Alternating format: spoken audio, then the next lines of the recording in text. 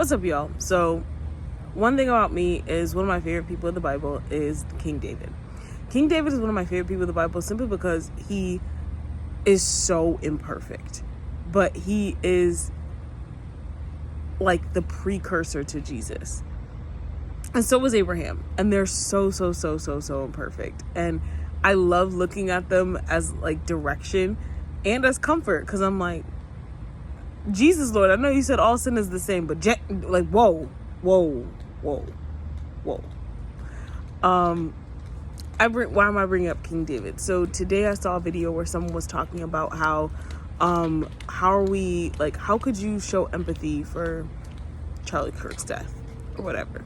This isn't really about him, but the person said that they were Christian. And so I'm like, well, how could you not? Like, how could you not?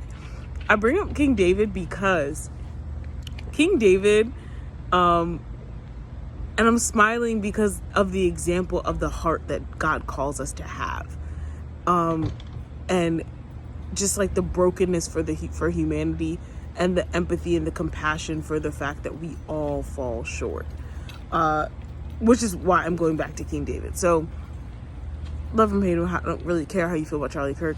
But it was this woman in this video talking about how are we supposed to have empathy for such a human? Ma'am, have you never made a mistake?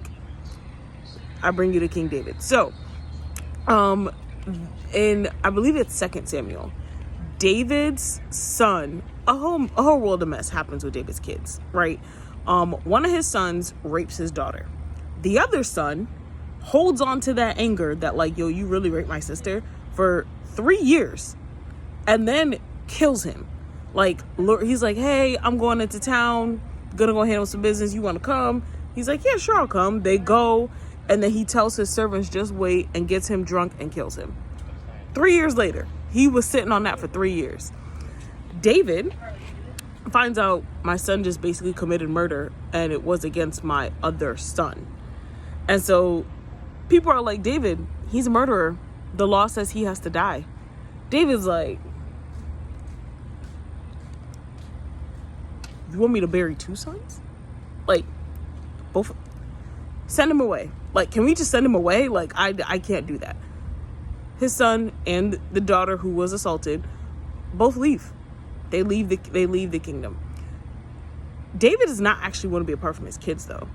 So his son eventually comes back, but he doesn't actually speak to David for a while. And then eventually his son plots against him. He plots his whole demise. He slowly starts planting seeds of doubt, seeds of unrest amongst the people of the kingdom, amongst the leadership. And eventually David has to run from his own kingdom because of his son. His son takes over the throne for a very brief period and does some very vile things while he is in power. And eventually, military gets together, gets him out of power, right? David, his son, killed his other son. His son turned his entire kingdom against him. His son also slept with one of his wives. Does all of this when he finds out his son is murdered by someone else, by one of his, the men of his military. David weeps.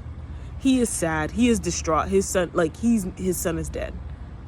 He is so sad that Absalom is murdered.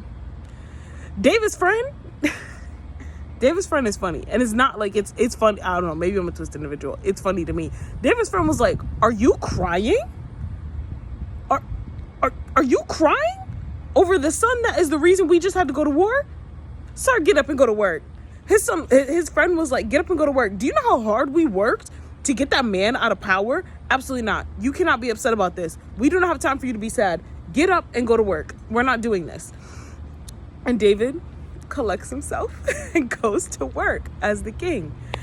And I thought of that story today as I saw that woman talking in the video, and I was like, God doesn't call us to be like David's friend. God calls us to be like David and to have a soft heart. Yes, his son hurt him in many ways. His other son hurt him because he wept when his other son was murdered. It doesn't give a response to what happened when he learned that his son assaulted his daughter, but he wept. Even though his son was wicked, even though both of them were wicked and they were wrong, he wept. That is the heart of Christ, is to weep even though people are imperfect and sometimes they hurt you. It is not to brush it off as though it never happened. It is not to ignore it and act like they were saints and they were perfect, but it is to weep when people fall short, and it is to weep when they fall completely. It is to still have empathy and to still have compassion. So I wish I could find the video. The answer is yes, ma'am. We are supposed to be sad even when murderers are murdered, because that is the heart of Christ. Because if all sin is the same to God, we too are murderers. We are all sinners, all equal. That used to blow my mind, and that's wild to me, but I accept it, because you don't know the long-term ramifications of the actions of your heart and of your sin. But anyway, let me know your thoughts in the comments if you think, because I know, like, early on in studying Christianity, that was something that I just, like, struggled to make peace with. Like, so wait, so me and a murderer, we one and the same? Yeah. Well, I don't like that. But understand, like, God is still called to love both. God still holds himself to a standard to love you both the same, because he knows he created the same capacity for goodness in both of you, and he will choose to not do it. Anyway, let me know your thoughts in the comments. Peace. Happy Sunday.